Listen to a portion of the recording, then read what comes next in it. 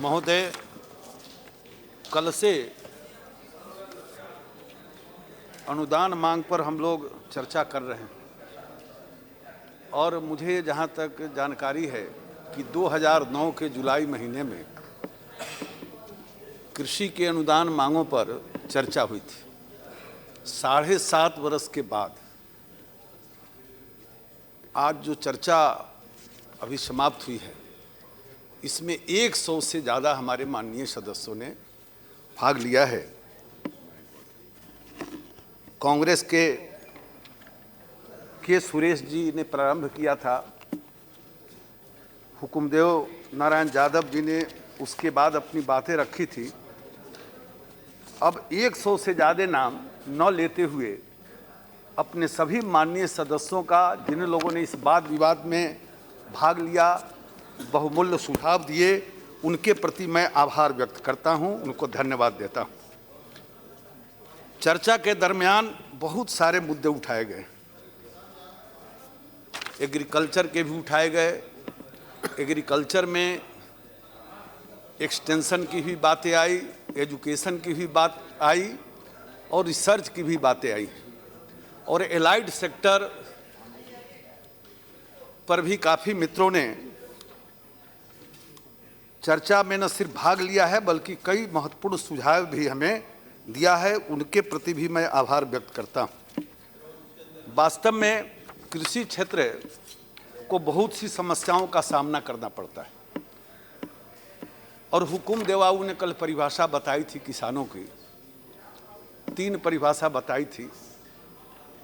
हम तीनों के विस्तार में नहीं जाते, लेकिन देश में जो कुल जोत है उसमें 85% छोटे और सीमांत किसान हैं और 2005-06 में औसत 1.23 हेक्टेयर जो एवरेज था लघु सीमांत किसान का, वो घटकर 10-11 में 1.15 हेक्टेयर हो गया है।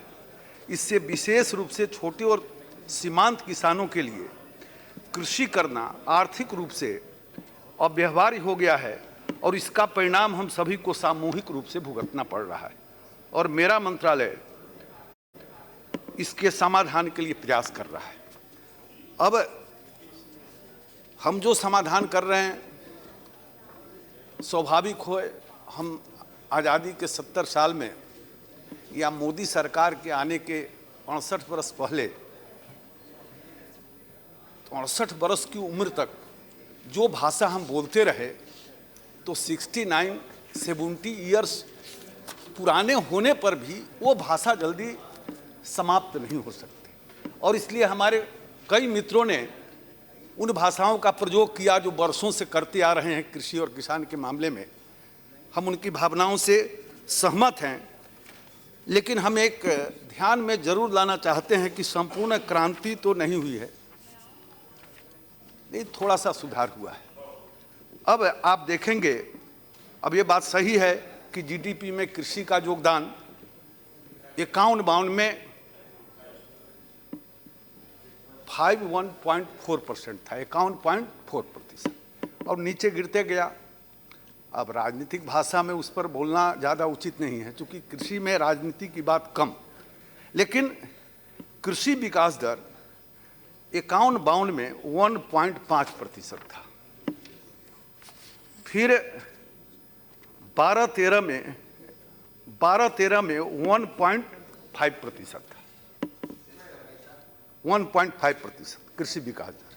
51-52 में 1.5%, 12-13 में 1.5%, 14-15 में -0.13%।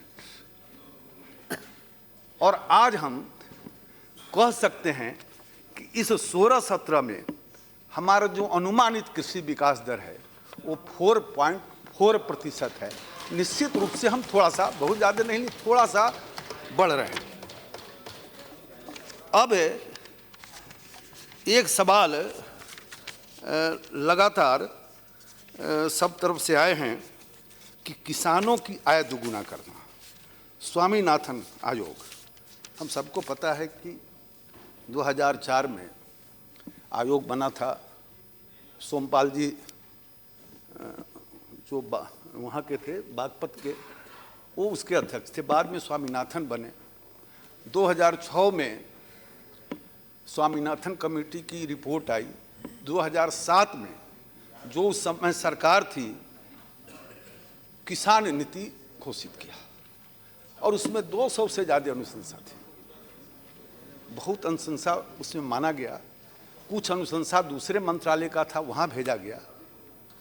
लेकिन एक अनुशंसा ये भी था कि समर्थन मूल्य 50% बढ़ाया जाए। उस समय इसको नहीं माना गया। आज भी हमने कोर्ट में दिया है। एक मित्र हमारे चर्चा कर रहे थे और फिर कहा जी आपने घोषणा पत्र में कहा था। घोषणा पत्र, अपना घोषणा पत्र तो पढ़ने की बहुत लोगों को छुट्टी नहीं है और मेरा घोषणा पत्र बिना पढ़े कमेंट करते जाते हैं। हमारे घोषणा पत्र में बहुत साफ है कि हम किसानों का जो लागत है, हमारी सरकार आएगी तो 50% यानी 1.5 गुना उसको लाभ मिले, इसकी व्यवस्था करेंगे। अब दोनों में बहुत अंतर है। अब इस दृष्टि से हमने क्या किया, हमारे एक मित्र बोल रहे थे और उसके बाद तो हमारे प्रधानमंत्री ने कहा कि हम 2 गुनी करेंगे। तो वास्तव में बहुत लोगों को इस पर विश्वास नहीं होता है और विश्वास इसलिए भी नहीं होता है कि वो बोलते हैं कि इसमें तो कुछ हुआ ही नहीं। हमारे रामचंद्रन जी चले गए, वही बोल रहे थे, लेकिन मैं उनको बताना चाहता हूँ कि 16 के प्रारंभ में ही इसके लिए कमेटी बन गई और 16 में 4 बैठकें हुई और हर बैठकों की जो रिपोर्ट आती है उसको हम क्रियान्वित करते हैं। इस 17 में भी हमारी 2 बैठक हो गई और अप्रैल तक उसका रिपोर्ट आएगा। लेकिन रिपोर्ट का इंतजार हमने नहीं किया। पहली बैठक हुई 16 में, जो उसने रिपोर्ट दिया उसको हमने क्रियान्वित किया। दूसरी रिपोर्ट का क्रियान्वित किया। यानी हम लगातार इस दिशा में बढ़ रहे हैं और किस दिशा में हम कितना किए उस पर आगे चर्चा करेंगे। लेकिन एक सवाल जो उठाया गया बजटीय प्रावधानों का कि किसान की चिंता नहीं, या तो हमारी सरकार जब आई और हमारे प्रधानमंत्री जी ने कहा कि हमारे सरकार, जब मीडिया के मित्रों ने पूछा कि आपकी सरकार की प्रतिबद्धता क्या हो, हमारे प्रधानमंत्री ने कहा, डंके की चोट पर कहा कि हमारी प्रतिबद्धता, हमारे सरकार की प्रतिबद्धता गांव गरीब और किसान होगा। और सिर्फ कहा ही नहीं, ये 3 वर्ष में जो हम कुछ किए हैं, बहुत नहीं कर पाए हैं। अब 67-68 वर्ष की नीतियों और 2-3 साल के अंदर उसको रिमॉडलिंग करना, फिर लागू करना। लेकिन हमने कुछ जरूर किया है जिसको जनता स्वीकार कर रही है। राजनीतिक कारणों से कुछ लोग भले स्वीकार न करें, लेकिन सबसे जो बड़ी हमारी उपलब्धि हुई है कि हमारे आने के पहले या हम भी आए तो जो बजटीय प्रावधान करते थे उतना खर्चा नहीं कर पाते थे। हम भी आए तो वही हाल था। एक स्वभाव ऐसा बना था, मॉनिटरिंग की कमी। हम आपके ध्यान में लाते हैं कि 11-12 में बजटीय प्रावधान 24,526 करोड़ रुपया था, जबकि खर्चा मात्र 23,290 करोड़ रहा। इसी तरह 12-13 में बजटीय प्रावधान 28,284 करोड़ था, जबकि खर्च मात्र 24,630 करोड़ हुआ। 13-14 में बजटीय प्रावधान 30,000 करोड़ रुपया था, जबकि खर्चा 25,000 करोड़ रुपया हुआ। जो प्रावधान था उतना नहीं हुआ। हम भी आए तो हम भी वैसा नहीं कर सकते। लेकिन प्रधानमंत्री जी ने स्वयं मॉनिटरिंग किया और हम लोग राज्यों में गए, राज्य के कृषि मंत्री, मुख्यमंत्री, अधिकारियों के साथ बैठे। अब ये बात अलग है, बंगाल के हमारे मित्र नहीं हैं, अब हैं तापस मंडल जी नहीं है, आप हैं। अब वहाँ के बैठक में कृषि मंत्री ने, कई राज्य तो ऐसे हैं मिले हमको जहाँ के मुख्यमंत्री तक कुछ चिंता इस बात की, और मुख्यमंत्री बैठकों में समीक्षा में रहे। हमारे अरुणाचल के साथी बोल रहे थे, उनके ध्यान में नहीं था, मैं अरुणाचल गया था और मुख्यमंत्री जी, कृषि मंत्री सब थे। उत्तर प्रदेश और बिहार के कृषि मंत्री ने तो कृषि मंत्रालय को आज तक नहीं देखा होगा। अब ये सब कुछ विडंबना है, लेकिन प्रयत्न किए और उसका परिणाम ये है, राज्य सरकारों ने भी इसमें रुचि ली है, लेकिन हमारे जाने के बाद, उनके साथ बैठने के बाद, और इसका परिणाम आप देख सकते हैं कि 16-17 में जहां बजटीय प्रावधान 45,000 करोड़ रुपये का था, खर्चा हुआ 57,503 करोड़, संशोधित जो हमारा बजटीय अनुमान है। माने इसके पहले 3 बरस आप या उसके पहले का तो मेरे पास नहीं है, और 2 बरस हम, तो जो बजटीय आवंटन होता था वो संशोधित बजटीय आवंटन यानी खर्चा कम होता था। पहली बार ये 45,000 करोड़ के बदले 57,000 करोड़ से ज़्यादा ये खर्चा हुआ है। अब एक बात और हम इस बात का उल्लेख करना चाहेंगे कि बजट के विषय में जो कहा जा रहा है कि कम हुआ, ये बात ठीक है कि 14वें वित्त आयोग में हमने राशि राज्यों को दी, हम उधर नहीं जाना चाहते हैं, लेकिन ये तो 3 साल का आपका और 1 साल का हमने अपना बताया। लेकिन यूपीए कार्यकाल में जो कृषि मंत्रालय का बजटीय आवंटन था वो 10, 11, 12, 13, 14 कुल 1,04,337 करोड़, और हमारे 14, 15, 15, 16, 16, 17 और 17, 18 मिला दीजिए तो 1,64,415 करोड़ का बजटीय आवंटन है। यानी हमने बढ़ाया है, हमने इस बजटीय आवंटन को बढ़ाने का काम किया है। हम योजनावार चर्चा कर रहे थे, हमारे अरुणाचल के मित्र, जो कम हो रहा है।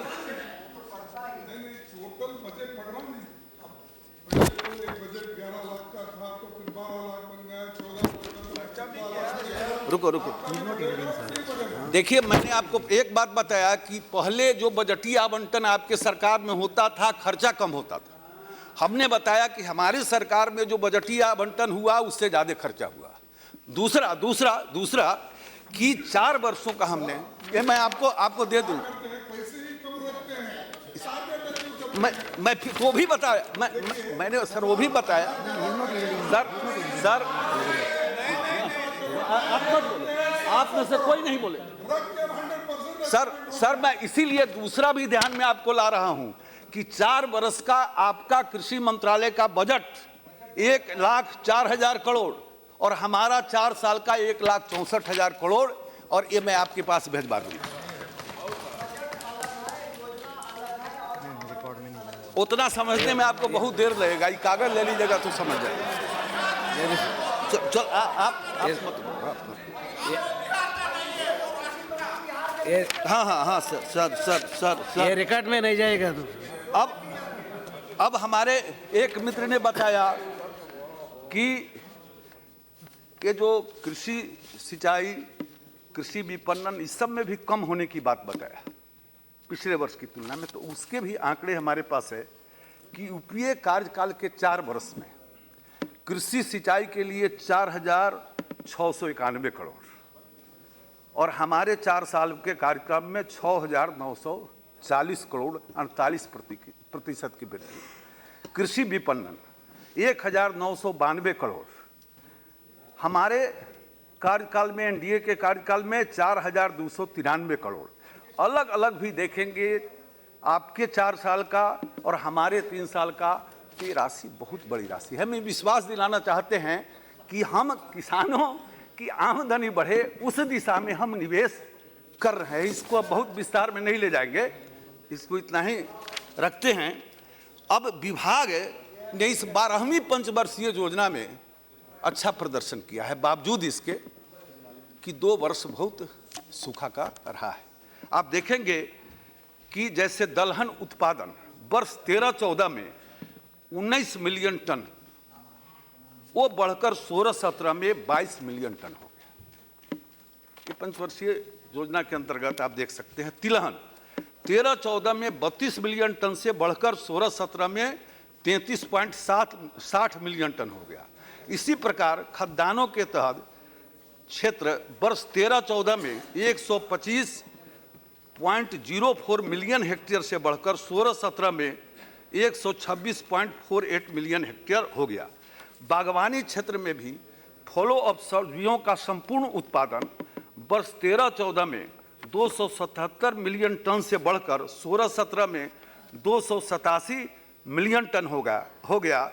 और जैसा कि देखा जा सकता है कि विभाग की सभी पुनर्गठित योजनाओं ने 12वीं योजना अवधि में अच्छा प्रदर्शन किया है, माने कुछ अच्छा कर रहे हैं।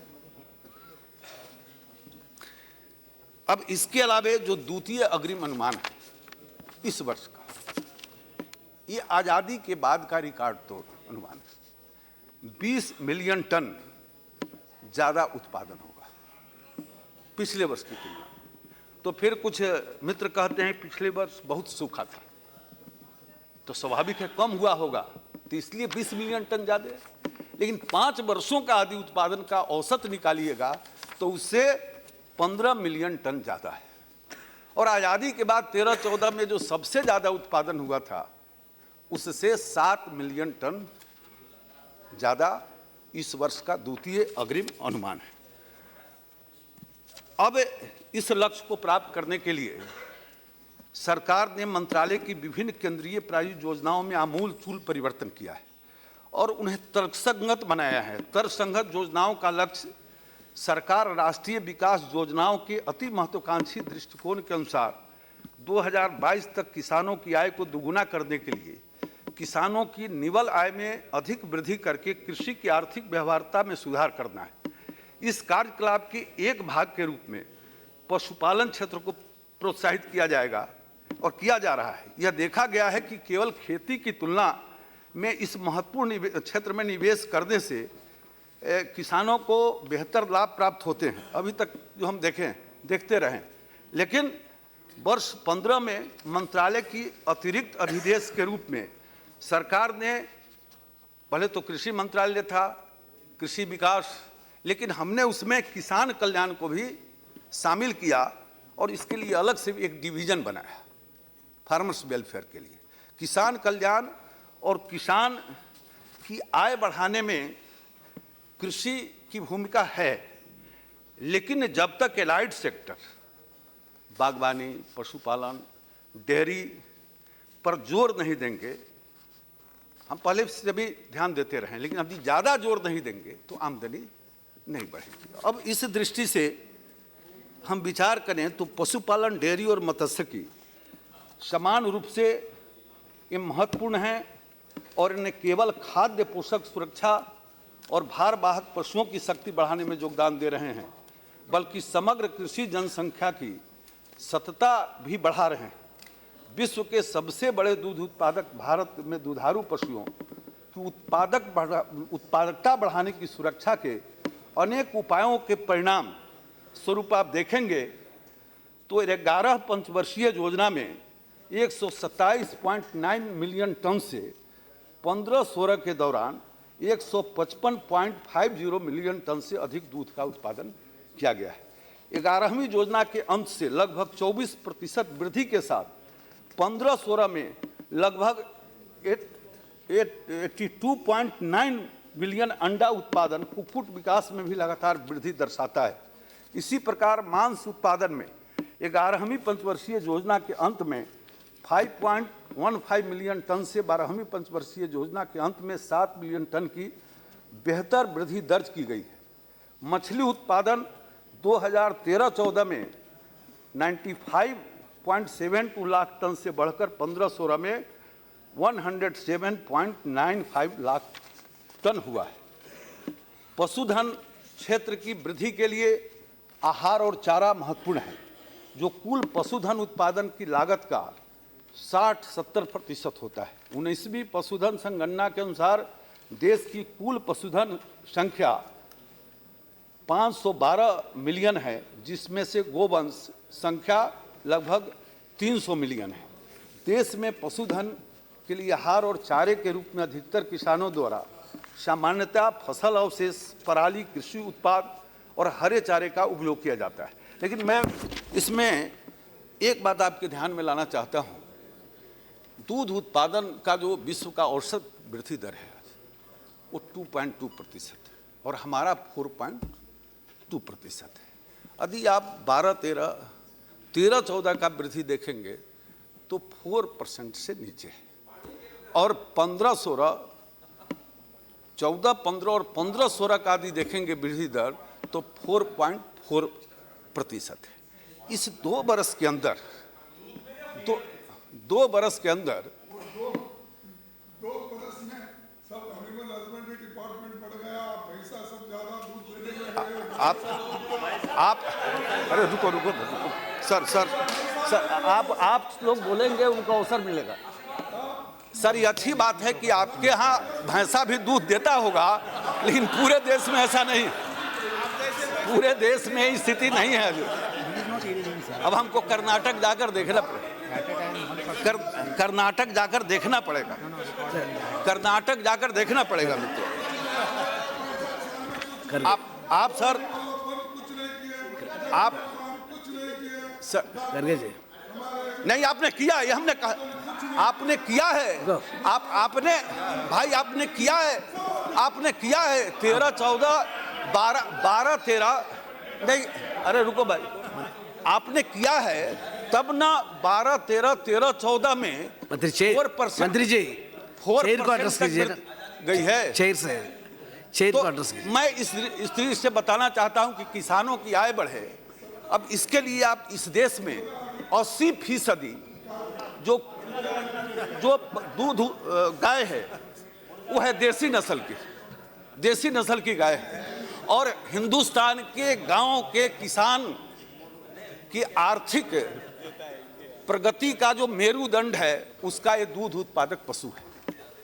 और हमारा 80% जो गाय है वो 20% दूध देती है, 20% दूध देती है, और विदेशी नस्ल के और संकर नस्ल की गाय 80% दूध देती है।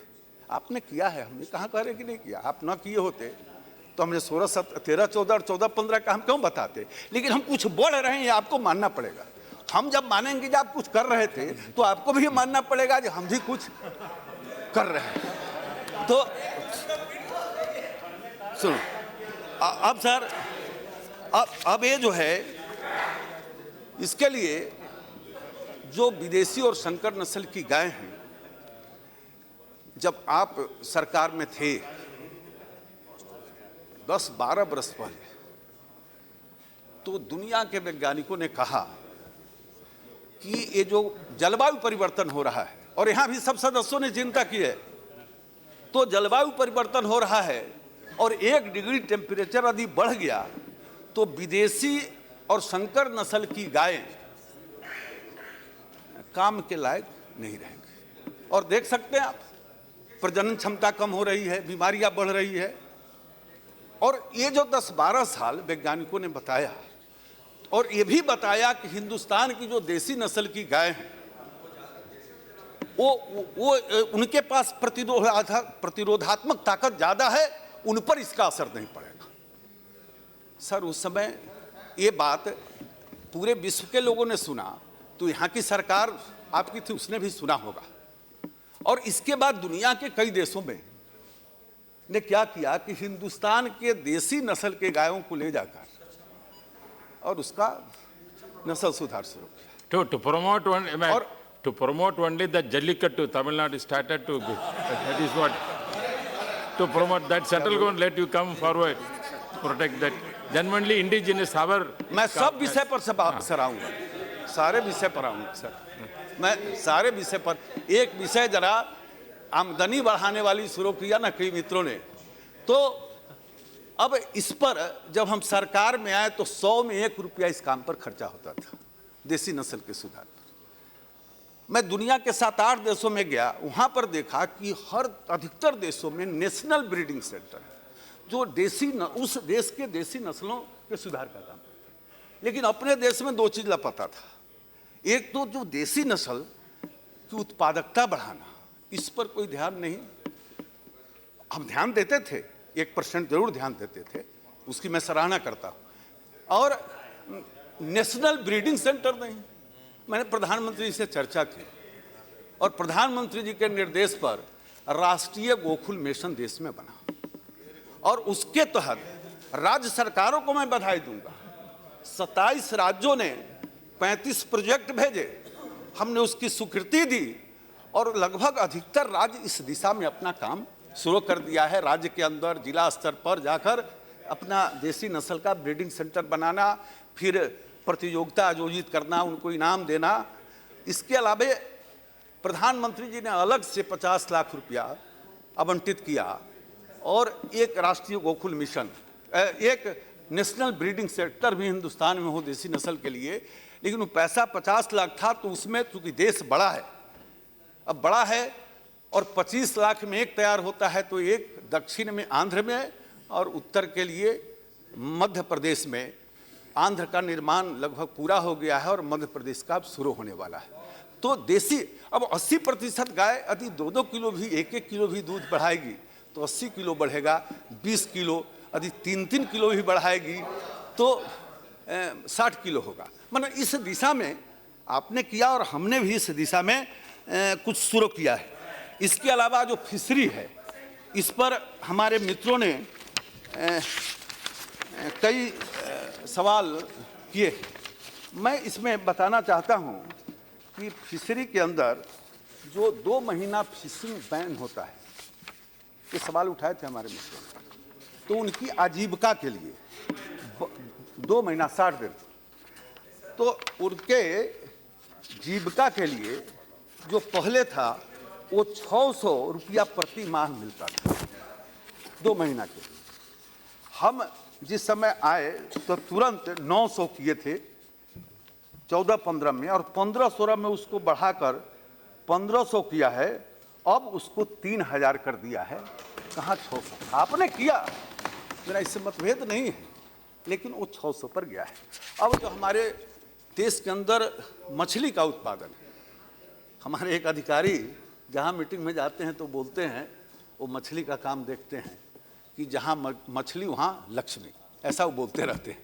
खैर ये उनका विषय है, लेकिन मछली उत्पादन की कई योजनाएं चल रही थी।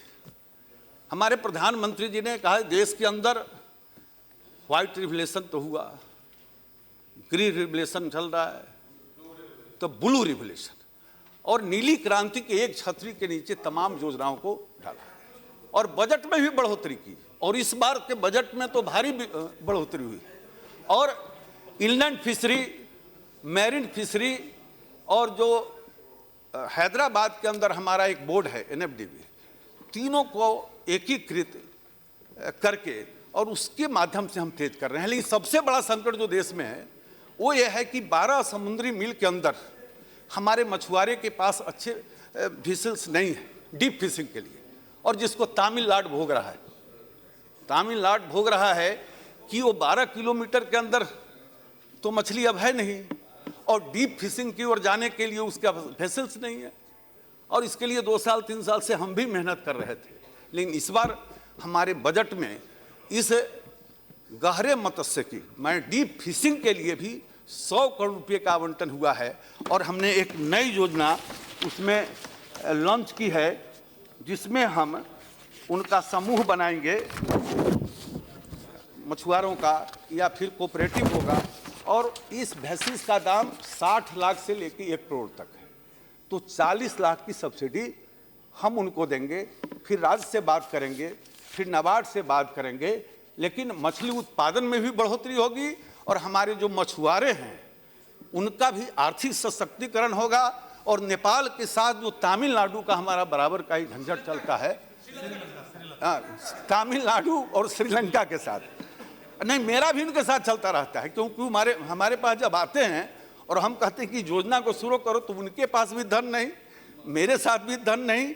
और 2009 में जो हमने श्रीलंका के साथ समझौता किया था, उसमें 9 या 10 में, वो साल याद नहीं है, तो एक मेन जो इम्पोर्टेंट जगह है जो दोनों देशों के मछुआरे का वो ट्रेडिशनल सदियों से जो एक पॉइंट था, वो हमने उसमें श्रीलंका को दे दिया। उसके कारण भी हमारी परेशानी होती है। लेकिन वो तो मानना ही है, सरकार आपकी हो चाहे हमारी हो, जो दूसरे देश के साथ समझौता हुआ है वो तो हमारे लिए ही मान्य है।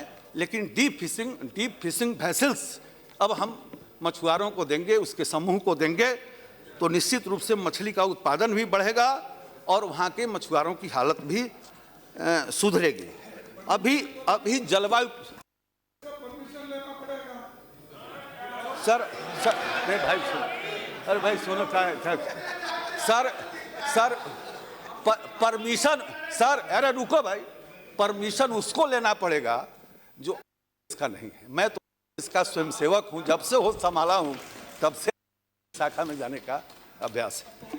तो जलवायु परिवर्तन के विषय में बहुत सारे सवाल आए हैं और उसके विस्तार में हम नहीं जाएंगे। आपकी सरकार थी उस समय से योजनाएं सब चल रही है और इसमें मुख्य रूप से ये जो डिस्ट्रिक्ट कंटीजेंसी प्लान है, ये 623 जिलों को बनाकर हमने भेजा है और उसको हर साल अद्यतन करते हैं और आपदा की स्थिति में इस कंटीजेंसी प्लान के अनुसार जो जिला स्तर पर हमारे अधिकारी हैं और कृषि विज्ञान के वैज्ञानिक हैं, यूनिवर्सिटी हैं, मिलकर किसानों को ट्रेनिंग देकर, तो इसके माध्यम से तो खेती के दिशा में जलवायु परिवर्तन के संकट का कैसे सामना करें, इसके लिए बहुत सारी योजना है, लेकिन उसका विस्तार में जाना मैं ठीक नहीं मानता हूँ। इसी तरह से अब हमने पालतू पशु नस्लों में ताप सहन इंडेक्स बना लिया है, जिससे नस्लों में ताप सहन करने की क्षमता का पता चलता है।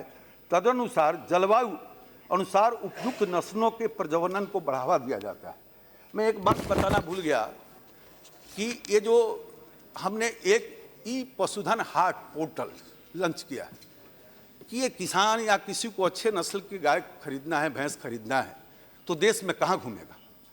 तो एक पोर्टल पर विश्व में पहला अपना देश है जिस पर आपके देश के सभी अच्छे नस्लों के दुधारू पशुओं का पूरा अता पता उस पर मिल जाएगा। किसी बिचौलिए की ज़रूरत नहीं, आप खरीद सकते हैं, बेच सकते हैं। ये हमने अभी जारी किया है।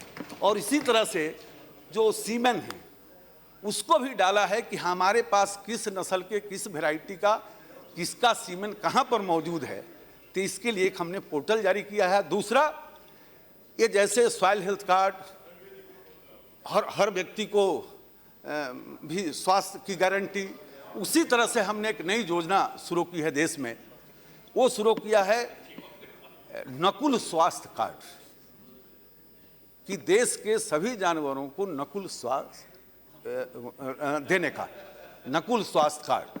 आदमी के स्वास्थ्य की गारंटी ले रहे हैं, खेत के स्वास्थ्य की गारंटी ले रहे हैं, तो अब देश में पशुओं के स्वास्थ्य की भी गारंटी लेना और उनको वो कार्ड उपलब्ध कराना। महोदय, ये जो कृषि शिक्षा का जहाँ तक सवाल है, हमारे कई मित्रों ने सवाल उठाया है और मंत्रालय में भी मिलने आते हैं। आज मुझको अच्छा अवसर मिला है कि इकट्ठे सबसे मेरी बात हो जाए। ये शिक्षा राज्य का विषय है। हम कॉलेज नहीं खोल सकते, हम यूनिवर्सिटी नहीं खोल सकते, ये राज्य सरकार खोलती है, हम उसमें सहायता करते हैं। लेकिन जब कोई सुनता है कि पूसा, अब ये चिट्ठी पढ़ा ना, हम मुख्यमंत्री से कॉलेज खोलने के लिए ज़मीन मांगा, हमने मध्य प्रदेश में ज़मीन मांगा था, उत्तर प्रदेश में मांगा था। तो ये एग्रीकल्चर में या जनरल एजुकेशन में जो सेंट्रल यूनिवर्सिटी हो जाते हैं, उसके तहत यदि खोलना है तो हम राज्य सरकार से ज़मीन मांगते हैं। तो सेंट्रल यूनिवर्सिटी की अपने देश में जो पूर्वोत्तर में एक है, तो वो जो जनरल यूनिवर्सिटी राज्य का है उससे भी छोटा है। वो छोटे छोटे 6 राज्यों के लिए कोई यूनिवर्सिटी नहीं है, तो एक सेंट्रल यूनिवर्सिटी बहुत पहले बनाया गया था।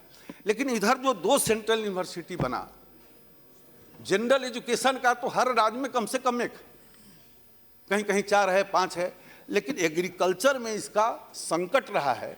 लेकिन पिछले 3 वर्षों के अंदर 2 सेंट्रल यूनिवर्सिटी एग्रीकल्चर के शुरू किए गए।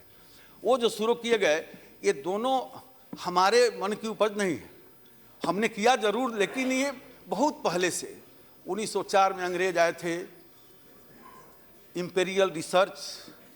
Imperial agriculture research institute Pusa में बनाए थे। वो पूसा यहाँ चला आया, बाद में वो छोटा यूनिवर्सिटी बन गया। तो योजना आयोग ने बहुत पहले उसको सेंट्रल एग्रीकल्चर यूनिवर्सिटी बनाने के लिए कहा था। और मेरे मंत्री बनने के पहले शरद पवार जी की 8 बैठक और 27 मीटिंग 10 वर्ष में उस राज्य सरकार के साथ हुआ था, लेकिन वो काम नहीं हो पाया था। और ये जो झांसी का था, और इस दोनों के कैबिनेट नोट में 4-4 कॉलेज खोलने का था। लेकिन भारत सरकार कॉलेज, यूनिवर्सिटी, अस्पताल किसी राज्य में नहीं खोलती है। यदि एम्स खोल सकता है, सेंट्रल यूनिवर्सिटी खोल सकता है, लेकिन जो यूनिवर्सिटी, राज्य का अस्पताल, कॉलेज, ये सब राज्य सरकार खोलती है। रहा सवाल एक्सटेंशन का, तो एक्सटेंशन में भी दो प्रकार के एक्सटेंशन हैं। एक तो है फ्रंट लाइन एक्सटेंशन और एक है फील्ड एक्सटेंशन। ये जब कृषि विज्ञान केंद्र की बात आती है तो बहुत सारे हमारे मित्र जो बोलते हैं वो भी सही बोलते हैं कि 50 एकड़ का कैंपस है, बहुत बड़ा बोर्ड लगा हुआ है, हम उस रास्ते से जा रहे हैं, बोर्ड देख रहे थे, कुछ नहीं बाहर में दिखाई देता। कि कमेंट होना स्वाभाविक था और ये बात सही है कि बैठे हुए थे सब, लेकिन उनका काम भी फील्ड एक्सटेंशन का नहीं है। जो राज्य के अंदर, राज्यों को हम लोग पैसा देते हैं, उसके पूरे आंकड़े हैं। राज्य के अंदर, जिला के अंदर फिशरी के पदाधिकारी होते, हॉर्टिकल्चर के होते, आपको एग्रीकल्चर अधिकारी होते हैं, और एग्रीकल्चर टेक्नोलॉजी की भी अथॉरिटी होती है जिसमें आत्मा के पदाधिकारी बोलते एक रहते हैं, आत्मा, एग्रीकल्चर टेक्नोलॉजी एक्सटेंशन अथॉरिटी। और हर ब्लॉक में एग्रीकल्चर एक्सटेंशन के जो अथॉरिटी है उनके भी 3-3 अधिकारी रहते हैं। अब फिर ब्लॉक में एग्रीकल्चर के, वेटनरी के, हॉर्टिकल्चर के सब रहते हैं, और पंचायत के अंदर फार्मर्स फ्रंट के लिए पैसा जाता है। अब ये बात अलग है कि उत्तर प्रदेश में व्यवस्था नहीं थी, तो खैर वहाँ अब स्थिति बदली है महोदय। देश की स्थिति ये बदली है कि अब देश के लोग जानने लगे हैं, किसान अब धीरे धीरे जानने लगे हैं कि मेरे लिए कौन कौन योजना चल रही है। और निश्चित रूप से मानिए कि कृषि, शिक्षा और स्वास्थ्य, ये ठीक है कि भारत सरकार को नीतियां बनाना है, उसकी मॉनिटरिंग में भी समय देना है, क्रियान्वयन में भी ऑफिस से बाहर निकलना है, उसको नीचे तक जाना है, लेकिन जो राज्य सरकार इसमें जितनी तेजी से लगती है उतना उसके परिणाम वहाँ प्रकट होते हैं। 3-4 राज्य आपके उदाहरण हैं कि जहाँ आज से 10 वर्ष पहले कृषि विकास दर 12% पर चला गया। एक राज्य में आज 20% से ज़्यादा है, कुछ राज्य 10% पर पहुँच रहे हैं। तो इसके लिए, एक्सटेंशन के लिए जिला स्तर पर हर जिला में 150, 200, 300 पंचायत से लेकर ब्लॉक तक अधिकारी है।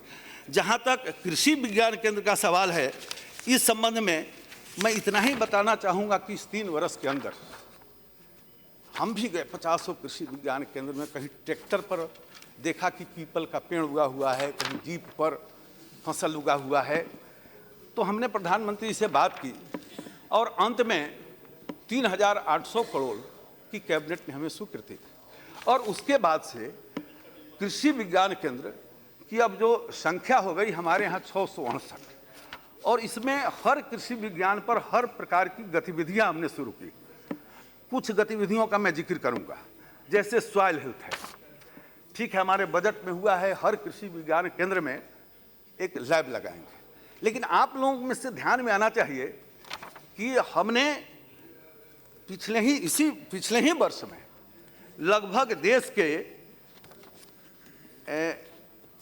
500, 450 में हमने मिनी लैब एक दिया है टेस्ट करने के लिए, जो किसान, क्योंकि इसको फ्रंट लाइन काम करना है। लेकिन राज्य को बड़े पैमाने पर पैसा दिया है, उस पर बाद में हम आएंगे जैविक खेती पर।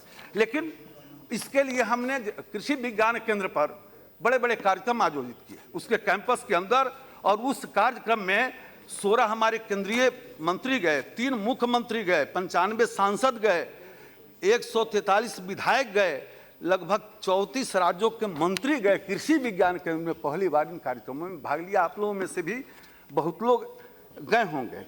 इसी तरह से चरण सिंह का जन्मदिन 23 दिसंबर, अटल जी का 25 दिसंबर, तो एक सप्ताह का जय किसान, जय विज्ञान सप्ताह मनाना, किसानों को बुलाना, उनको नई टेक्नोलॉजी बताना, और अन्य गतिविधियां भी हमने शुरू किया। मछली बीज का उत्पादन, 637 कृषि विज्ञान केंद्रों पर मछली बीज का उत्पादन, 637 केंद्रों पर उन्नतशील किस्मों का। मिनिस्टर, रिगार्डिंग कृष्ण केंद्रीय विद्या केंद्रीय centers. तो most of the run by the NGOs, most of the things.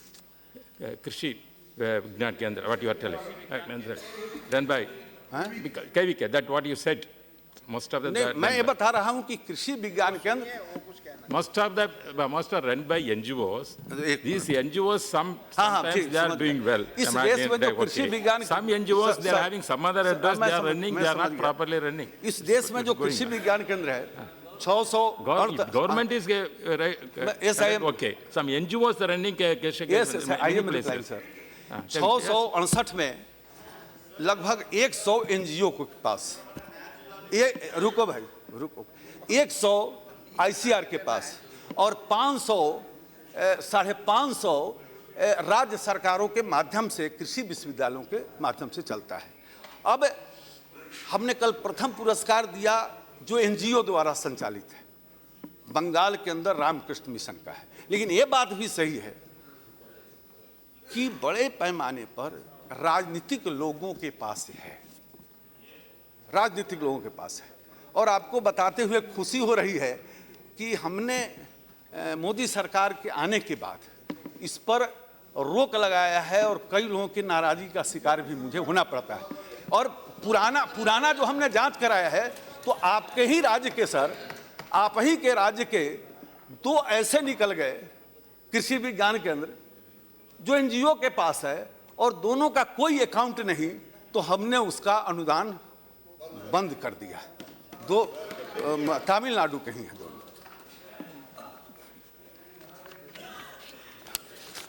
अब हाँ, अभी हमारी जब आदरणीय राजनाथ जी कृषि मंत्री थे तो उन्होंने तय किया था कि हर जिले में कम से कम एक कृषि विज्ञान केंद्र हो। और आपको आश्चर्य होगा कि उस समय 350 के लगभग एक बार वो स्थापित हुआ था। और मैं उस समय लोकसभा का सदस्य था और मेरे यहाँ भी कृषि विज्ञान का शिलान्यास करने के लिए आदरणीय राजनाथ जी गए थे।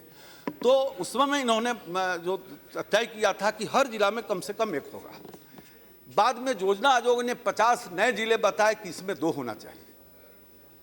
अब हम लगातार लगे हुए हैं इसमें, लेकिन हमारे एक वक्ता बोल रहे थे जैसे उत्तर प्रदेश की सरकार है, उत्तर प्रदेश की सरकार को हमने 8 पत्र दिया, वो पत्र उनके पास था जिसमें 8 नए जिले बने, बहुत दिन हुए, जमीन हमको नहीं मिल रहा है। और 21 में 8 और बाकी 13 जो बड़े जिले हैं उत्तर प्रदेश के उसमें 2 बनाना है, तो कहीं जमीन नहीं दी। और 4 पत्र हमने दिया और मुझे अब विश्वास है कि अब जाएंगे और मुझे मिल जाएगा। लेकिन हमने इस बीच में 31 हमने बनाया है। 31 हर जिला में 1 होगा। लेकिन तेलंगाना के स्पीड में कि एक राज्य में 11 जिला है और एक ही बार 20 जिला बना देंगे तो थोड़ा कठिनाई तो जरूर होगी।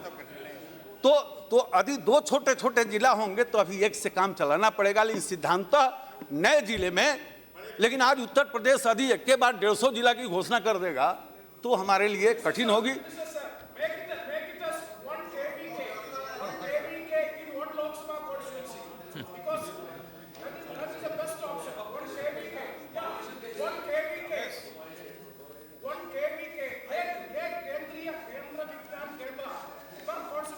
ये राज्य सरकार ध्यान रखे कि अभी हम जो बड़े जिला में 2 बना रहे हैं तो ऐसा स्थान तो राज्य सरकार को देना है, नहीं तो 1 एमपी के क्षेत्र में ही 2 देगा।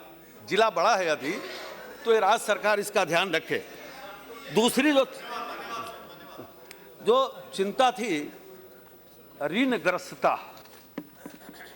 और ये जो संस्थागत ऋण प्रवाह में सुधार की जरूरत है, ये बार बार हम चर्चा करते रहे।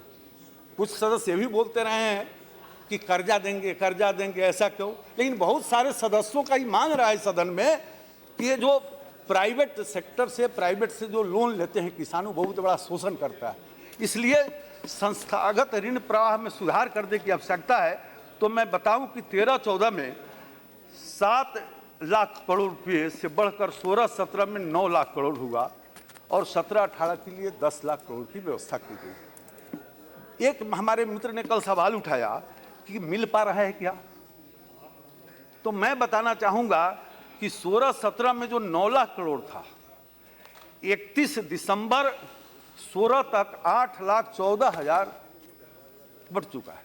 और मुझे विश्वास है कि पहला साल ये होगा कि 9 लाख करोड़ का जो टारगेट है वो बढ़ जाएगा थोड़ा, क्योंकि मार्च तक, जनवरी से मार्च तक का अभी रिपोर्ट नहीं आया है। ये ब्याज सहायता के लिए अभी बड़ी चर्चा हो रही थी, हमारे एक मित्र बोल रहे थे और हमारे माननीय खड़गे जी ने भी कुछ खड़ा होकर कहा है। देखिए, ये ऋण भारत सरकार के खजाने में लोग टैक्स देता है, राज्य के खजाने में टैक्स आता है, और 14वें वित्त आयोग के बाद भी राज्यों को बड़ी धनराशि गई, उसके भी आंकड़े मेरे पास है।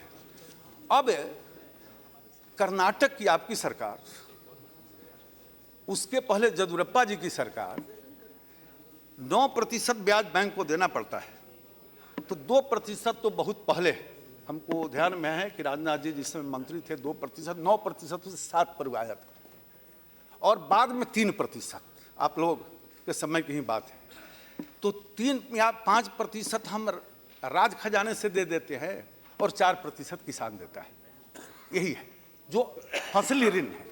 लेकिन कर्नाटक की सरकार, जब येदियुरप्पा जी थे, और उसके बाद आपकी भी सरकार को हम बधाई देंगे कि आप उस सरकार ने भी 4% राज खजाने से देना शुरू किया और किसान को शून्य ब्याज दर पर ऋण मिलता है।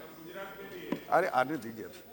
उसके बाद मध्य प्रदेश की सरकार, गुजरात की सरकार और महाराष्ट्र की सरकार ने भी अब मात्र 1% किया है, माने उसको बाकी राज खजाने से दे रहा है। और ऐसी स्थिति में यदि उत्तर प्रदेश की कोई सरकार यदि एक काम करती है कि वो भी जो 4% देना पड़ता है किसान को अपने खजाने से दे देगा और लघु और सीमांत किसानों को कर्जा भी माफ कर देगा, तो इसकी आलोचना करने से तो अच्छा है कि उस राज्य का अनुकरण करें जैसे कर्नाटक का अनुकरण अन्य राज्यों ने किया। हाँ, उड़ीसा भी। तो ये अच्छी शुरुआत है देश में कि राज्य सरकार और एग्रीकल्चर, एजुकेशन, हेल्थ में अधिक प्रगति चाहते हैं, तो हमें राज्यों का सहयोग बहुत आवश्यक है। और इसीलिए मेरे पास इस समय है कि किस राज्य को कितनी राशि गई और कितना खर्चा वो नहीं कर पाए, लेकिन ये कहने से थोड़ी मेरी कटुता बढ़ेगी। मैं कटुता नहीं बढ़ाना चाहता हूँ, मैं मिलजुल कर उसको रुको भाई। अब ये अच्छी शुरुआत है, इसका हम सब लोगों को स्वागत करना चाहिए।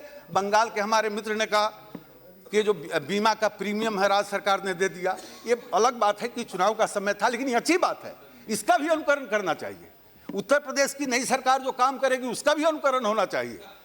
कर्नाटक ने जो किया, महाराष्ट्र जो कर रहा है, और फिर हमारे एक मित्र ने कहा कि समर्थन मूल्य, बोनस। देखिए, सभी राज्य, मेरा ये मंत्रालय है दूसरा, फूड एंड सप्लाई मिनिस्ट्री है, लेकिन मैं आपको बताना चाहूँगा कि अधिकतर राज्यों में या सब राज्यों में चावल गेहूं तो राशन में आप देते हैं।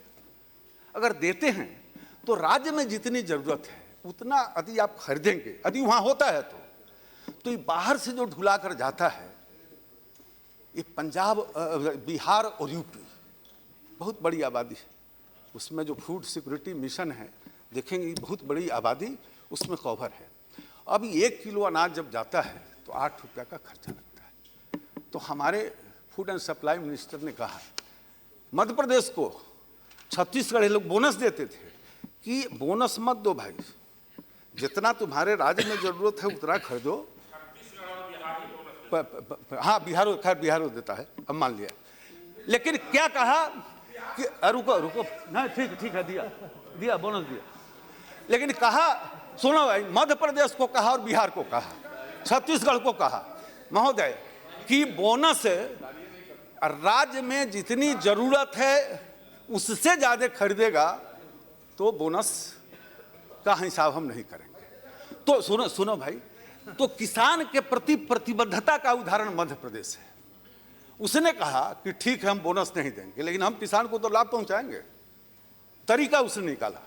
क्या तरीका निकाला कि किसान यदि 1 लाख रुपया ऋण लेता है तो 3% तो भारत सरकार दे देती है, 4% राज्य सरकार देती है। आई बोनस वाला जब फूड मिनिस्ट्री ने कहा तो उसने एक न्याय कर दिया कि अब 1 लाख कोई कर्जा देगा तो 0 ब्याज दर पर तो लेगा ही, लेकिन 90,000 ही वो कर्जा लौटाएगा, 10,000 उसको माफ करेगा। इसका भी अनुकरण होना चाहिए। और बिहार यूपी का जहाँ तक सवाल है, जितना अनाज देना है राशन में, गेहूं चावल, उतना भी नहीं। बिहार का तो 50 के बदले 10 या 12 लाख टन की खरीद होती है, नहीं खरीद पाते हैं। देखिए उत्तर प्रदेश और बिहार में मध्य प्रदेश से गेहूं जाता है, पंजाब से, हरियाणा से, और 1 किलो पर 8 रुपया का खर्चा आखिर देश ही का बर्बाद होता है, और राज्य को खरीदना है। आत्महत्या की चर्चा हो रही थी। देखिए आत्महत्या देश में होना ये हम सबके लिए शर्म की बात है। जितनी आत्महत्या हो रही है उसमें 9% आत्महत्या कृषि से रिलेटेड है। मैं नहीं कह रहा हूं कि कम है, बल्कि 1% भी होता है तो ये हमारे लिए बहुत बड़ा शर्मिंदगा का विषय है। लेकिन आप कल्पना करिए, हमारे बिहार के मित्र जयप्रकाश जी नहीं हैं, आप आत्महत्या की बात कर रहे हैं। 3 बरस पहले, 2.5 बरस पहले, ये समर्थन मूल्य की बात भी बहुत हो रही है। समर्थन मूल्य जो किसान का धान का मिलना चाहिए, जो आज तय है। आप दिल्ली में बैठिए, कलकत्ता चले जाइए, 100 किलोमीटर दाएं बाएं, कहीं किसान को नहीं मिल रहा है। इसके लिए हम कोई नहीं लगते, लगना चाहिए ना। मैं बिहार की घटना, बिहटा की घटना बताता हूं। एक कार्यकर्ता है, पॉलिटिकल चावल का मिल है, उसके नजदीक धान क्रय केंद्र गेट पर खुलता है। एक किसान आता है, वो बेचने के लिए आता है, और नहीं तो वो कहता है कि नहीं 1,000 रुपये दे दो। उसमें आदमी नदारत है, क्रय केंद्र में नदारत है। वो कहा कि नहीं हम तो इतने पर बेचेंगे, और अंत में उसी किसान ने आत्महत्या की थी। सर, ये आत्महत्या जो विषय है, राज्य सरकार और भारत सरकार दोनों को मिलकर इसकी चिंता करनी होगी। जो योजनाएं हमारी चल रही है उसका लाभ उस तक पहुंचे, इस प्रयास में पहला कदम हमको मिलजुल कर उठाना पड़ेगा। इसके लिए कोई एक व्यक्ति जिम्मेदार नहीं है, समझे ना। तो मैं कह रहा था, लेकिन इसके अलावे भी कुछ योजनाएं हैं। देखिए मैंने कहा कि मिलजुल कर इसका समाधान करना पड़ेगा कि राज्य सरकार, भारत सरकार।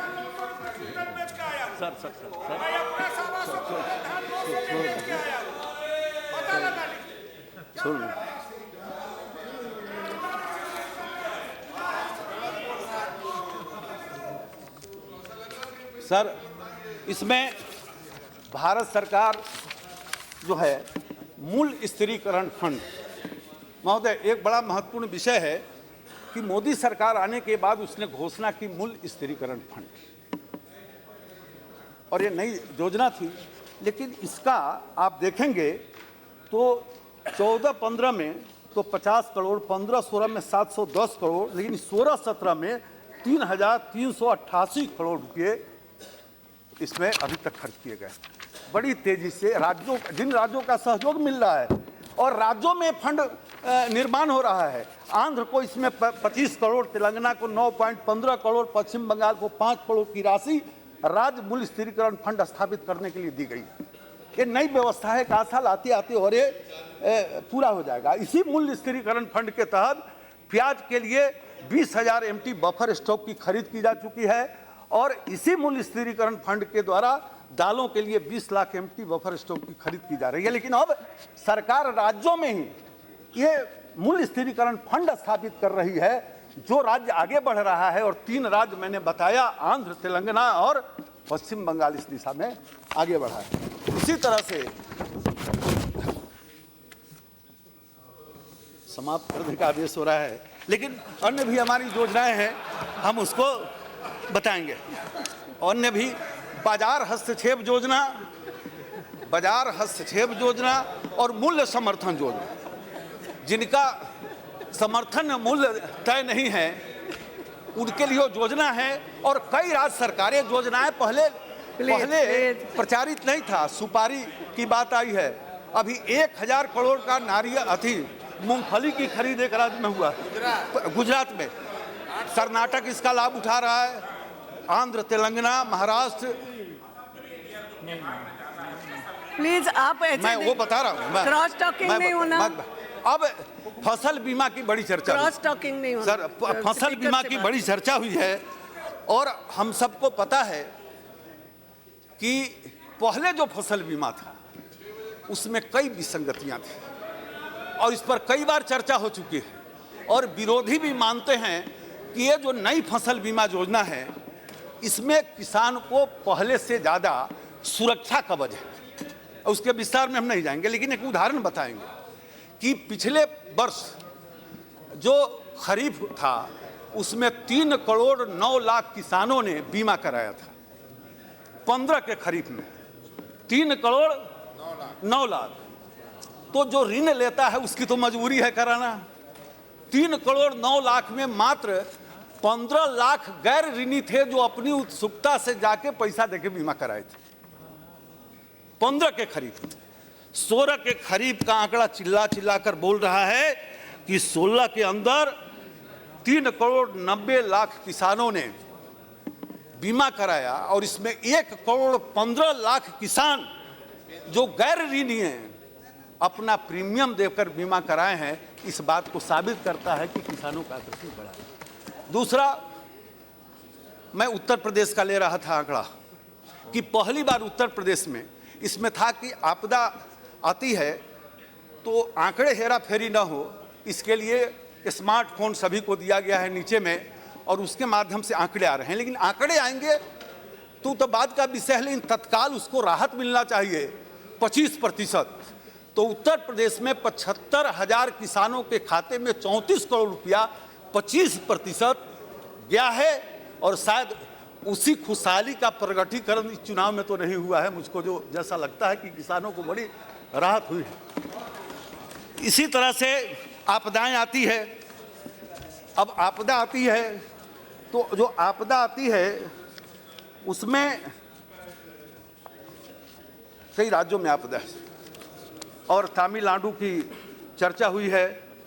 बहुत सारे विषय हैं उसमें, लेकिन मैं सिर्फ इतना ही बताऊंगा कि आपका ज्ञापन आया और तुरंत हमारी टीम गई और टीम ने अपना पूरा आकलन करके 3 दिन पहले गृह मंत्रालय को भेजा है और 1 सप्ताह के अंदर हम लोग मीटिंग करके उस राशि को भेजेंगे। इसी प्रकार से कर्नाटक में जो खरीफ का आया था वो तो राशि सैंक्शन हो चुका है, मेरे मंत्रालय से चला गया, एचएलसी ने गृह मंत्रालय ने सैंक्शन भी कर दिया। लेकिन रब्बी पहला राज्य है कर्नाटक जिसका रब्बी का आया है और वो भी हमने कल गृह मंत्रालय को भेज दिया है आपके आदेश से और उसको भी 1 सप्ताह के अंदर करेंगे। लेकिन राष्ट्रीय आपदाओं का भी एक बार जब आंकड़ा आप देखेंगे, देखिए राज्यों के अंदर, सर 1 मिनट, राज्यों के अंदर आपदा कोष होता है और रुको भाई, तो सरकार बदलो भाई, हम नहीं कुछ कर सकते, कोई सरकार नहीं देती है तो सरकार। प्लीज प्लीज प्लीज प्लीज चलिए प्लीज। नो नो उनको बैठा है। यस माननीय मंत्री जी प्लीज कंप्लीट करें। ये जो राज्य आपदा कोष होता है इसमें 75% भारत सरकार राशि देती है कि राज्य आपदा कोष में ये राशि रखो और जब आपदा आए तो इसका इस्तेमाल करो। और जब एक समाप्त होता है या कुछ ऐसी आपदा आ गई जो एनडीआरएफ के नॉर्म्स के अंदर आता है तो मेमोरेंडम दो तो एनडीआरएफ से तुमको मदद की जाएगी।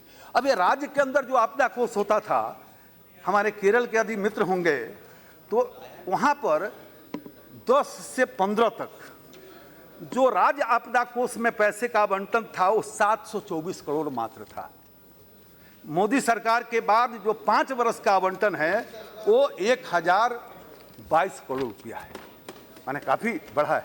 बिहार के हमारे मित्र बता रहे हैं तो उनको भी बताए कि पहले 5 साल का आवंटन 1457 करोड़ था, मोदी सरकार के बाद ये आवंटन हो गया 2541 करोड़। लेकिन ये राशि बहुत बड़ी नहीं है, राशि बड़ी है बहुत, लेकिन बहुत बड़ी नहीं है। और इसीलिए जो राज्य सरकार ज्ञापन देगी, स्मार पत्र देगा, निश्चित रूप से जिन जिन राज्यों ने दिया है हमारी टीम गई है और उसकी जो हमने सहायता की है उसका भी आंकड़ा यदि बताएं तो राष्ट्रीय आपदा कोष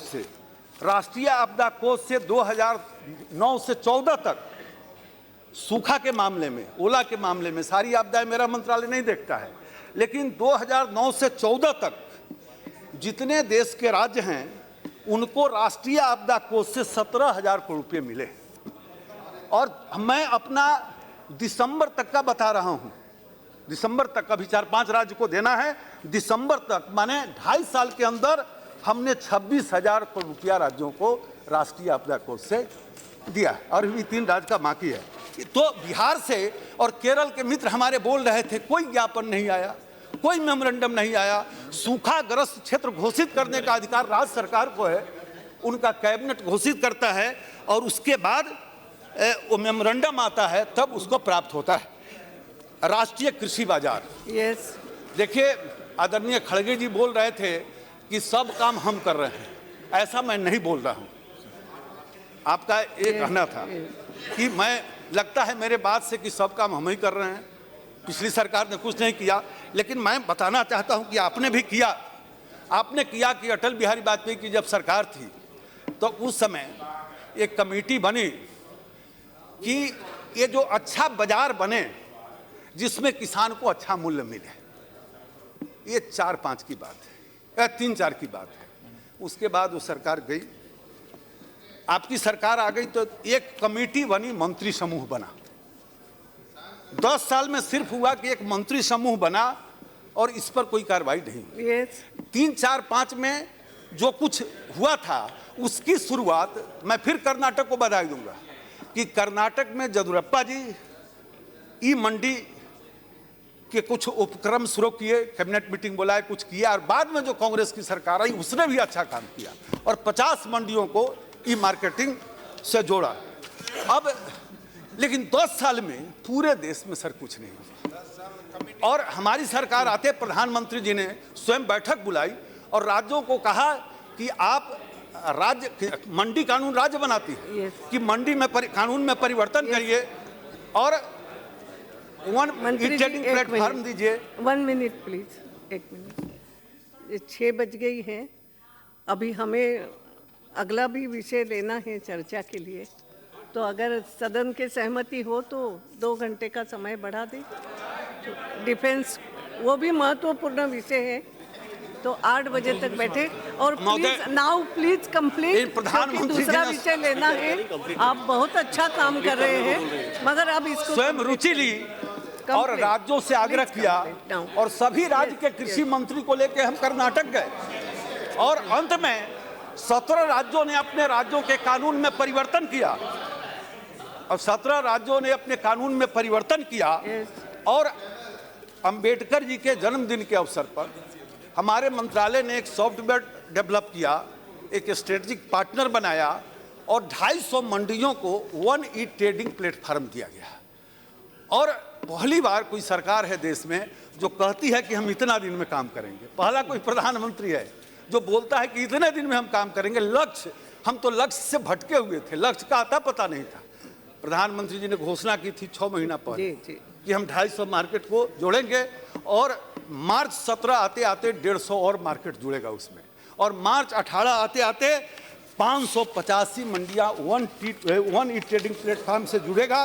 और मैं एक बता दूं कि अभी जो 250 मंडियां जुड़ी है उसमें जो पोर्टल चल रहे हैं वो अंग्रेजी, हिंदी, गुजराती, तेलुगु में भी उपलब्ध है और स्मार्टफोन ऐप भी तैयार है। और 10-3-17 तक 33 लाख किसानों ने और 36,000 आयुक्त एजेंटों ने 78,000 व्यापारियों को इनाम पोर्टल के साथ पंजीकृत किया गया है और 13,000 करोड़ रुपए की सामग्री किसानों ने बेची है।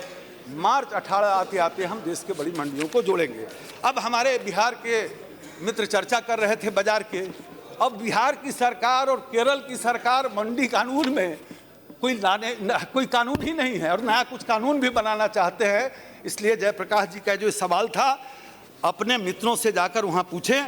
जयप्रकाश जी ने एक और बात कही थी चीनी मिल की, उनके स्मरण में होगा, उनके स्मरण में नहीं होगा, लेकिन उनके पड़ोस में बैठे हुए जो हमारे कौशलेंद्र जी हैं उनको स्मरण में होगा कि जब हम वहाँ सरकार में थे, गन कंट्रोल एक्ट में बहुत साफ है, ये सारे अधिकार राज्यों को है। और इसी अधिकार के आधार पर जब हम सरकार में थे बिहार में, तो 5 बंद चीनी मिलों को नीतीश जी के नेतृत्व में हम लोगों ने चालू किया। लेकिन अब हम अलग हैं, अब आपका कैसा असर है उसी का परिणाम निकलने वाला है। जयप्रकाश जी, आप वहाँ बात करेंगे। हमारे बहुत सारे मित्रों ने सॉइल हेल्थ कार्ड की बात की, ये बड़ा महत्वपूर्ण है। हमारे प्रधानमंत्री जी ने प्रधानमंत्री बनने के बाद जो उनका वाक्य था कि दुनिया के अन्य देश के लोग अपने मिट्टी को जमीन का टुकड़ा मानते होंगे, लेकिन हम हिंदुस्तान के लोग हिंदुस्तान की मिट्टी को सिर्फ जमीन का टुकड़ा नहीं, इसे माँ मानते हैं। माँ हमें जरूर पैदा करती है, लेकिन इसी माता के गोद में हम पलते हैं, बढ़ते हैं, फलते हैं, प्रधानमंत्री गृह मंत्री बनते हैं। और माँ जब तक बीमार रहेगी तब तक किसान का भला नहीं होगा, और इस बात को सबों ने स्वीकार किया है। लेकिन मैं ध्यान में लाना चाहता हूं, 2007 में पूरे विश्व को चेतावनी दी कि सॉइल हेल्थ मैनेजमेंट करो। खड़गे जी ने काम बहुत किया इस दिशा में, 8 से 9 तक 100 करोड़ रुपया इस पर खर्चा किया, लेकिन सॉइल हेल्थ कार्ड के लिए उसमें 1 पैसा नहीं था। Soil health card, soil health management, उसी में बायो फर्टिलाइजर के लैब भी थे, फर्टिलाइजर क्वालिटी कंट्रोल भी था। सॉइल हेल्थ के कार्ड के लिए उसमें पैसा नहीं था, तो राज्य सरकार राज्य कृषि विकास योजना में से पैसा निकाल कर कुछ करती थी। और जब सूरतगढ़ में हमारे प्रधानमंत्री ने सॉइल हेल्थ कार्ड एक मानक के आधार पर जब लॉन्चिंग किया, तो ये सवाल खड़े होने लगे, जी तो पहले से चल रहा है। अरे पहले से चल रहा है, किसी राज्य को 1 पैसा नहीं मिलता था। और आपने 4 वर्षों तक जो 110 करोड़ दिया, उसमें सॉइल हेल्थ कार्ड छोड़ के बाकी सब काम के लिए पैसे थे। लेकिन हमारी सरकार ने 3 वर्ष के अंदर 350 करोड़ रुपए दिए हैं, और 17-18 के लिए 450 करोड़ का आवंटन दिया है। हमें माँ की चिंता है, और हम आपको बताएं कि राज्यों का इसमें सहयोग चाहिए। आप सब चिंतित थे, अपने अपने राज्य में बैठकर हमारे पास राज्यों से जो रिपोर्ट आई है, जो नमूने आए हैं, 11 करोड़ किसानों के सॉइल हेल्थ कार्ड छप रहे हैं, लेकिन 14 करोड़ किसानों को देना है और हर 2 साल पर रिन्यूअल करना है। इसमें हम सभी, मुझे बड़ी खुशी हुई कि एक माननीय सांसद ने कहा कि वो जिला पदाधिकारी से मिले और उसको बोले कि हमको हमारे किसानों को क्यों नहीं मिल रहा है, ये दबाव बढ़ाने की जरूरत है। हर जिला शासन पर, और अपनी सरकार है तो मिल बैठ के, विरोधी सरकार है तो दबाव बना के, अपनी सरकार है तो मिल बैठ के इस अभियान में सबको जुड़ना होगा, क्योंकि माता जब तक स्वस्थ नहीं, उसका बेटा खुशहाल नहीं हो सकता। मित्रों, अब प्रधानमंत्री फसल बीमा योजना, रुकिए प्लीज फसल, माननीय मंत्री जी, no this will not, I will not allow all this thing, please complete now. अंतिम सर, मेरा अंतिम है, मेरा डोंट लिसन सर, मेरा अब अंतिम है। आप किसी की मत सुनो, केवल स्पीकर अंतिम है देख करके कि सिंचाई की बात हमारे मित्रों ने की है, प्रधानमंत्री सिंचाई योजना की बात की है। बैठिए, आप बैठिए ना, बोलने दो। हाँ, बोलने दो प्लीज। महोदय, इस देश में 99 मध्यम और बड़ी परियोजनाएं 20-25 वर्ष से लंबित है, और हम सब सदस्य इस पर चर्चा करते रहे। तो मुझको बहुत आश्चर्य लगता है कि हम लोग चर्चा करते हैं तो ठीक है, लेकिन खड़गे जी की ओर से जब चर्चा आती है तो दिक्कत होता है। आपके भी कई सदस्य सिंचाई की बात कर रहे थे, डैम की बात कर रहे थे, लेकिन ये 99 मध्यम और बड़ी सिंचाई योजनाएं जो वर्षों से लंबित है देश में, इसके लिए हम जिम्मेवार नहीं हैं। हाँ, हम जिम्मेवार इस बात के लिए जरूर हैं कि हमारी सरकार आई और आने के बाद पिछले ही बजट में 20,000 करोड़ का कर्पस फंड का निर्माण किया, और 99 परियोजनाओं में से 23 परियोजनाओं के लिए 12,500 करोड़ रुपया राज्यों को दिया कि 17 में पूरा करो, 18 में 19 परियोजनाओं के लिए, और अगले 3 साल में इन 99 परियोजनाओं को जब तक पूरा नहीं करेंगे, हर खेत को पानी, हर हाथ को काम, तब तक प्रधानमंत्री या हमारा मंत्रिपरिषद चैन से नहीं बैठने वाला है। ये हमारी प्रतिबद्धता है, इस काम को हम पूरा करेंगे। ये फसल बीमा का प्रीमियम, फसल बीमा जो है ये राज्य को टेंडर करना है। 10 प्राइवेट कंपनी हैं, 4 सरकारी कंपनी हैं, और कोई भी कंपनी वहाँ जाएगा तो ठेकेदार के रूप में जाएगा। जो कम प्रीमियम देगा उसको देना है। लेकिन किसी राज्य सरकार को लगता है कि नहीं तो प्रीमियम ज़्यादा कर दिया, तो राज्यों को भी ये छूट है कि वो कंपनी एक बना ले, लेकिन किसानों का ये सुरक्षा कवच है, इसको लागू करने में देर नहीं करे। क्योंकि कई राज्यों को हमने देखा है कि राज्य खजाने पर बोझ न पड़े, इसलिए अंतिम तिथि है 30 तारीख को, तो 28 को नोटिफिकेशन करेगा। अब 2 दिन में कैसे होगा, तो 10 दिन हमको डेट बढ़ाना पड़ता है। आप एक कंपनी बना लो, सरकार की कंपनी बना लो, सरकार राज खजाने पर बोझ पड़ेगा। एक तरफ आत्महत्या की चिंता कर रहे हैं और दूसरे तरफ राज खजाने पर बोझ ना पड़े, इसके लिए किसान कल्याण की सुरक्षा कवच की अवहेलना करोगे तो देश के किसान बर्दाश्त नहीं करेंगे। और ये हुआ है उत्तर प्रदेश में, मात्र 10% रिकवरी थी इतने बड़े राज्य में, उसका परिणाम उसको भोगना पड़ा है। और जो राज्य सरकार इस सुरक्षा कवच को किसान को प्रदान नहीं करेगी उसको इसका भोगना पड़ेगा। ऋण पर हमने काफ़ी चर्चा की है। हमारे महाराष्ट्र के भाई काफ़ी जोर दे रहे हैं, तो हमने पूरी बात ऋण के संबंध में पहले ही रख दिया है और मैं समझता हूं कि उतनी जानकारी से भी उनको लाभ होगा। इन्हीं शब्दों के साथ महोदय, सबके सहयोग से ही देश के किसानों का भला होगा। राज्य की सरकार, भारत की सरकार मिलकर जो किसानों की आमदनी बढ़ाने के लिए हमने योजनाएं प्रारंभ की है, उसके क्रियान्वयन में सब जुटे, निश्चित रूप से किसानों का भाग्य बदलेगा। ये हमारे प्रधानमंत्री जी का सपना है, गांव को मजबूत बनाना, गरीब को मजबूत बनाना, किसान को मजबूत बनाना, और इस सपना को पूरा करने के लिए हम सब जी जान से लगे हुए हैं। नहीं, नो क्लैरिफिकेशन।